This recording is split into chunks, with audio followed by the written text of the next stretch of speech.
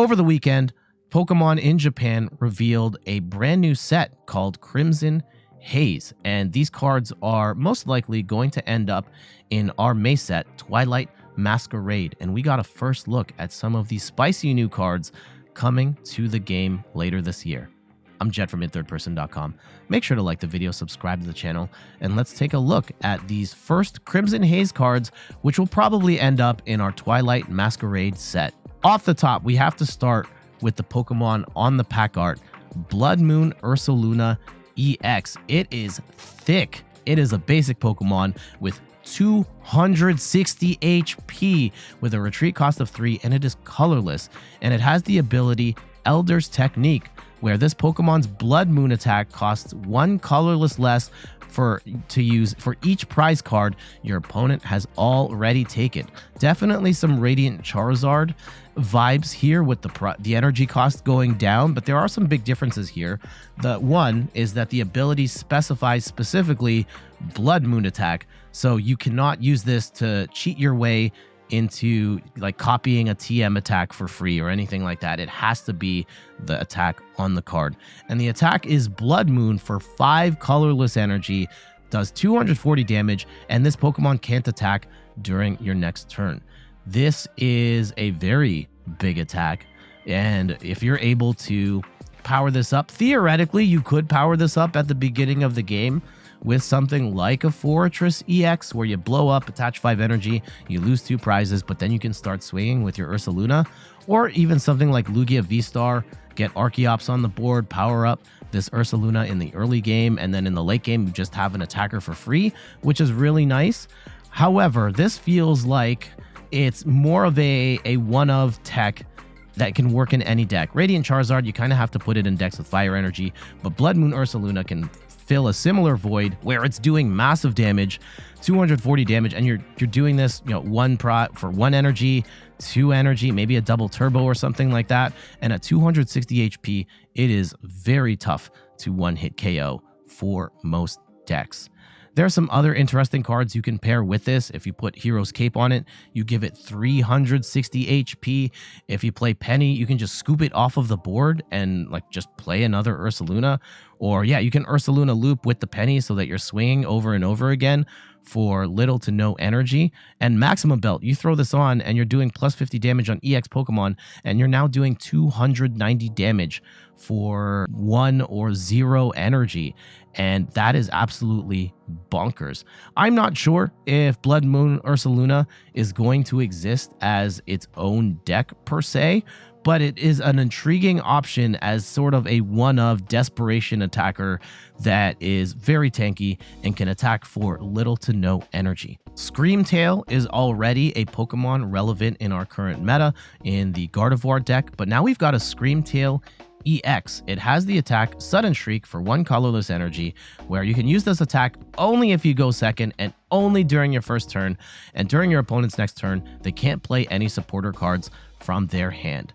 You're kind of gambling with this card to say that if they went first, they don't get to play a supporter, and on turn 2, they don't get to play a supporter. And you're hoping that without them being able to play a supporter for 2 turns, they can't set up, and then in those 2 turns that you're playing afterwards, you can, and then you just kind of run over them from there.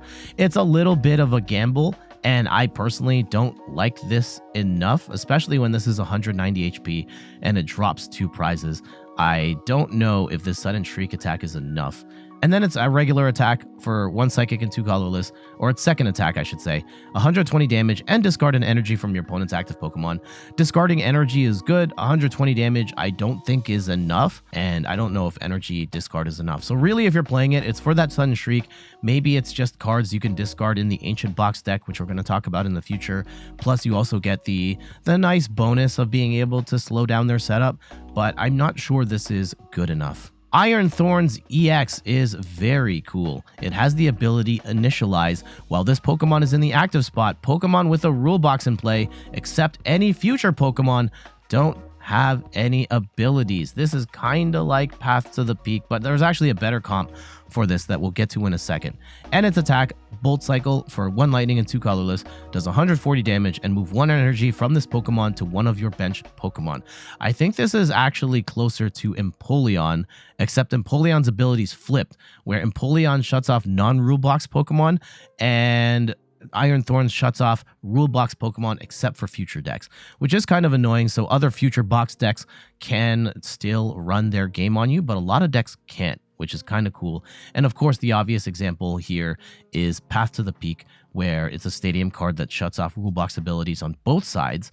And it's with Path to the Peak out of play, a card like Iron Thorns becomes that much more valuable. Now, the lightning cost for its attack does make it a little bit of a problem. It's got 4 retreat, so that's really difficult to get out of the active, but there are a couple of decks that can make good use of that. I think one of them is the new Future Box deck, and I use the Miraidon for this, where it has an attack that does 40 damage, and it also lets you accelerate 2 energy to the bench. So you could use this Miraidon to power it up, and then the Future Box deck also has Iron Thorns, which boosts damage by 20. You could put a Future Booster Capsule on the Iron Thorns to make it do even more damage, so you can bump this up to something closer to 200, for example. And you could even theoretically play this in a regular Miraidon deck, but you're not getting the benefit of the Future Box synergy at all. And you could power it up with something like Electric Generator. Future Box is probably the way it'll be played, but Miraidon is something that you could tech it into as well. And again, with Path to the Peak coming out of play, Iron Thorns is kind of your next closest thing. And there are some Pokemon that really don't want to see Iron Thorns in the active, right? We're shutting off stuff like Arceus V-Star Starbirth, Summoning Star from Lugia. We're shutting off Chen Pao's ability to grab water from the deck. We're shutting off Gardevoir EX. We're shutting off so many different meta Pokemon that are going to get grinded to a halt because of Iron Thorns in the active. And without Escape Rope, it's going to be a little tougher to get Iron Thorns out of the active. So this is a very cool ability with an okay attack as well. Let's move over to trainer cards. We have Perrin, which lets you reveal 2 Pokemon from your hand. You shuffle them into your deck, and then you get to search your deck for that many Pokemon, reveal them, and put them into your hand, then shuffle your deck. This can be great where you've got the wrong Pokemon in your hand and you can swap them out for the right Pokemon, but I feel like this is overly situational, and at the very least you can switch 1 Pokemon if you wanted to, because the wording is reveal up to 2. But I think just Pokemon Ball Search Pokemon Search is good enough where we don't necessarily need a card like this. I think there might be a couple of decks that want to run Perrin. It's not necessarily the worst, but I don't necessarily think it's worth it for most decks. Enhanced Hammer is crazy. This lets you discard a special energy attached to one of your opponent's Pokemon. You don't have to flip a coin or anything. It's just boom, special energy gone. Arceus decks are going to absolutely hate this.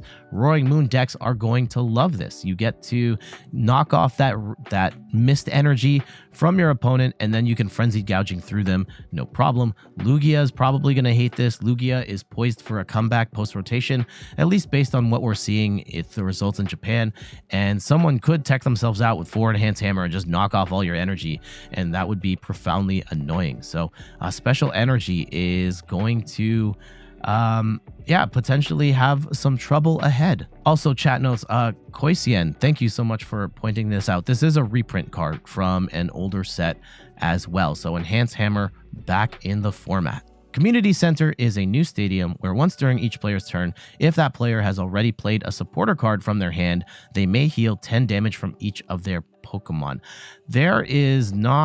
I don't think healing 10 damage is enough for the most part to make this worthwhile. Even something like a Gardevoir would rather just play Moonlit Hill instead, so I don't really see the value in this stadium. Caretaker is a new supporter which synergizes with the Community Center, where you get to draw 2 cards. Then, if Community Center is in play, you get to shuffle this Caretaker back into your deck. Drawing 2 cards is not good enough. Drawing 2 cards and then getting to put this card back into your deck because the the community center stadium is in play and the community center is not very good, this is really bad. Lucky Helmet is a returning card where if the Pokemon this card is attached to gets damaged by an attack, you get to draw 2 cards. And this is another reprint of a card that we saw in the past.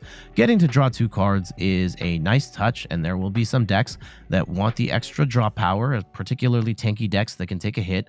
And Lucky Helmet is a nice new card to the, a nice reprint, but a nice new addition to the current meta. There's been a lot of talk about SPEC cards and, hey, are we going to get cards that are as good as Prime Catcher?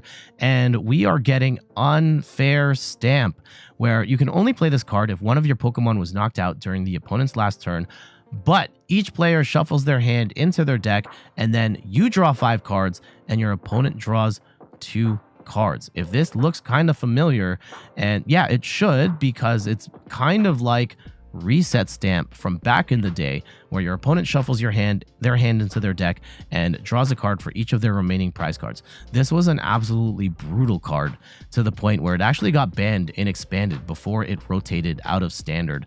And I started playing at the tail end of the meta when Reset Stamp was still in there, and I absolutely hated seeing this card. At the very least, it is a nerfed version of Reset Stamp, and it's actually a nerfed version of Roxanne in a sense, where you only get 5 cards, they get 2 cards, and Roxanne gives you 6 cards and they get 2 cards. However, Roxanne can only be played when your opponent's taken 3 prizes, and you can play Unfair Stamp as long as one of your other Pokemon get knocked out. So this is a very good SPEC card that a lot of decks are going to want to consider. And there we go. That is the first look at Crimson Haze cards, which will most likely come out in our Twilight Masquerade set in May. And you're watching this video on a Monday. They might have already revealed some new cards. I promise you we will cover all of the new Crimson Haze / Twilight Masquerade cards going forward in the future, so you're definitely going to want to subscribe to the channel. Let me know what you think of these cards. Is Blood Moon Ursaluna overrated? Is Reset Stamp the new best SPEC? Let me know in the comments below. But for now, I gotta get going. Thank you so much for watching. You can find me on all the things: YouTube, TikTok, Twitter, and Instagram at @InThirdPerson. You can find me on Twitch at @InThirdPerson, where I stream the Pokemon trading card game every Sunday at 10 a.m. Eastern Time, like I am right now. Twitch chat, hello everybody. Say hi to YouTube right here, and let them know to hang out with us on Twitch. We're not going to be ending the stream, but we do have to end off this video. So one last thing, you can find me on inthirdperson.com for more articles and videos on video games, board games, and other nerdy pursuits. So until the next one, I'll see you later. Bye-bye.